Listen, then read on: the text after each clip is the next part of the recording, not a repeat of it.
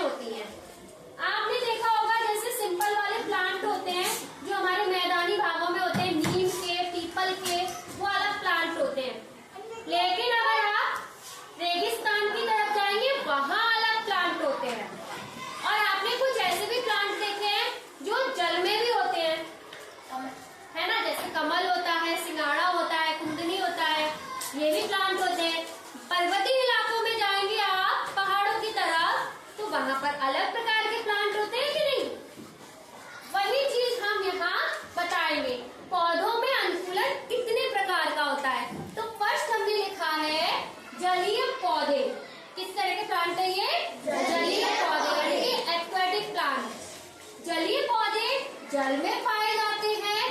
इनके जो तने होंगे वो लंबे, पतले, मुलायम और हल्के होते हैं, ठीक है।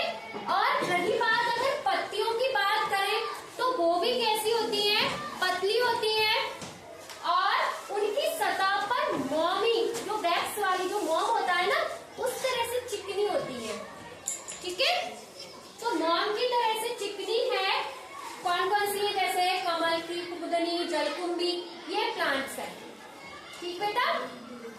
इसी तरह से कमल आप जानते ही हो, कमल की काफी बड़ी चौड़ी पत्ती होती है कि नहीं?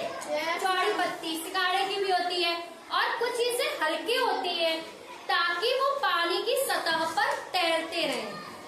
पानी में डूबते तो नहीं है वो पौधे, है ना। कुछ स्थिर वाले पौधे होते हैं, कुछ अस्थिर होते हैं, तैरने वाले भी होते हैं, तो वो तैरते रहते हैं पौधे, ठीक। आगे है मरुस्थलीय पौधे। मरुस्थलीय पौधे यानी कि रेगिस्तान की साइड पाए जाएंगे, मरुस्थल की तरफ पाए जाएंगे, जैसे नाम से पता चल रहा है ना आपको। तो मरुस्थल में क्या रहता है? मरुस्थल में पानी की कमी होती है।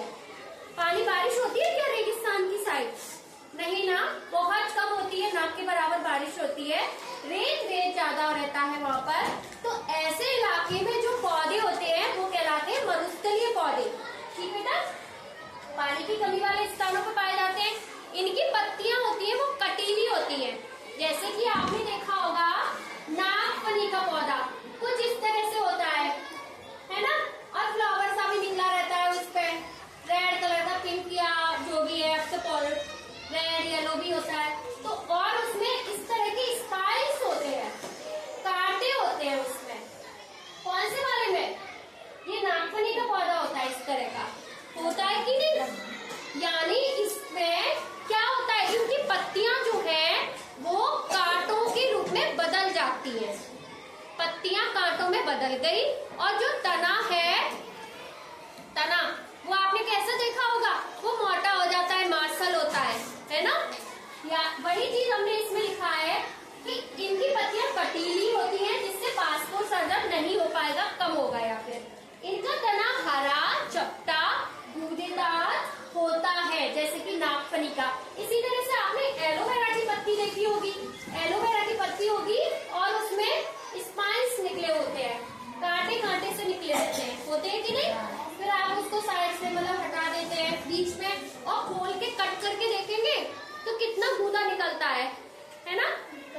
ट्रांसपेरेंट से कलर का गूदा निकलता है, तो वो होता है एलोवेरा का। इसी तरह से और भी है, गिटक्वार है, बबूल है, कीकर है। तो ये कैसे प्लांट है जो इनमें कांटे होते हैं और मोस्टली किस जगह पे पाए जाते हैं? रेगिस्तानी वाले इलाकों में पाए जाएंगे। समझ गए ये वाले पौधे कैसे हैं? मरुस्थली, जलीय समझ में आ गए, जल में रहने वाले। मरुस्थली वाले इलाके में है।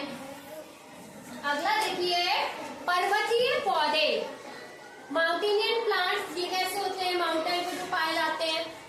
ये पौधे पर्वतीय इलाकों में पाए जाते हैं। ये वृक्ष शंक्वाकार आकृति के होते हैं, जैसे कॉर्न शेप। आपने देखे हैं पाइन का, चीड़ का, कुछ इस तरह का प्लांट होगा, है ना। इस तरह के होते हैं शंक्वाकार आकृति के। शंक्वाकार जैसे आपने क्रिसमस ट्री देखा है। और पहाड़ी इलाकों में लंबे लंबे प्लांट होते हैं।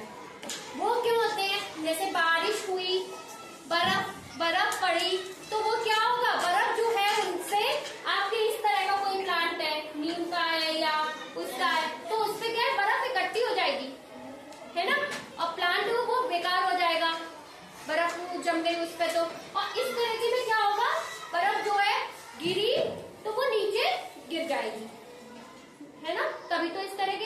यानी कि ये एक तरह से अनुकूलन है प्लांट में वहां जीवित रहने के लिए। पर्वतीय इलाकों में जहाँ बर्फ पड़ रही है, उस जगह पर ठंडी हवाएं चल रही है, वहां रहने के लिए इस तरह का अनुकूलन है। शंक्वाकार आकृति के प्लांट होते हैं, इनकी पत्तियां सुई की तरह नुकीली होती है। पाइन का ट्री बताया है, फिर का ट्री यानी कि आपका देवदार का, चीड़ का, इस तरह के प्लांट होते हैं, ठीक है, नुकीली पत्तियों वाले। और पाइन का में भी आपने देखा होगा किसी किसी के घर पे जो पाइन यानी चीड़ का पेड़ होता है, उस तरह की कौन आती है और इस तरह से ये इस तरह के निकले हुए होते हैं। डेकोरेशन में बड़ा हेल्प करती है, डेकोरेशन होती है उनसे। ये कौन होती है उसकी, चीड़ के पेड़ की कौन होती है, पाइन वाले पेड़ इसकी। और इसकी लकड़ियां काफी अच्छी होती है।